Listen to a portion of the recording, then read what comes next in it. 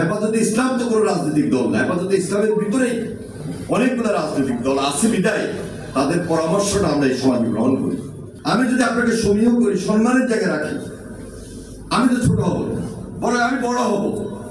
অরাজনৈতিক একটা অনুষ্ঠানে রাজনৈতিক বক্তব্য বেশি দিব না, দিতে চাইও না, কিন্তু হেফাজতে ইসলাম কথা বললেও কিন্তু রাজনৈতিক একটা কথা চলে আসে, যেটা এই যে আমাদের আজিল হক ইসলামী সাহেব বলেছেন যে হেফাজতের পক্ষে তো অনেকে আছেন নির্বাচন করতে চান, কিন্তু এই প্রশ্ন উঠেছে, উঠতে পারে, কারণ হেফাজতে ইসলাম তো কোনো রাজনৈতিক দল না। হেফাজতে ইসলামের ভিতরেই অনেকগুলো রাজনৈতিক দল আছে বিদায় তাদের পরামর্শটা আমরা এই সমাজে গ্রহণ করি এবং আপনাদের বক্তব্য অনুযায়ী, কথা অনুযায়ী বা কেন্দ্রীয়ভাবে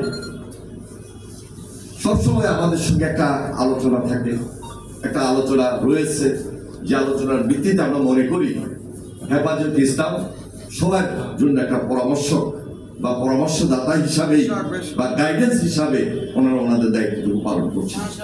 সেই গাইডেন্সটা নিতে তো আমার আপনার কোনো আপত্তি নেই, দেশের জন্য, দশের জন্য, মানুষের জন্য।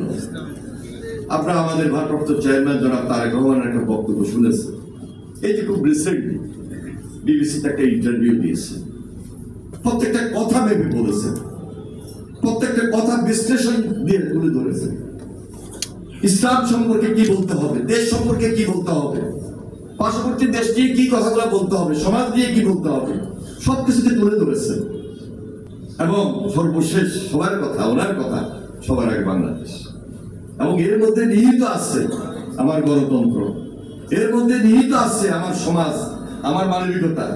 সারাদিন মিছিল করবো, মিটিং করবো, স্লোগান দিব, এটাই তো একটা রাজনৈতিক দলের কাজ না। এর বাহিরেও আমার একটা মানবিক দিক আছে, একটা সামাজিক দিক আছে। আমি যদি আপনাকে সমীহ করি, সম্মানের জায়গায় রাখি, আমি তো ছোট হব, বরং আমি বড় হব। দুধার চকলেটে একাকার হয়ে ওঠা প্রাণ লেয়ার, প্রাণ লেয়ার সম্পর্কের মিষ্টি ম্যাজিক।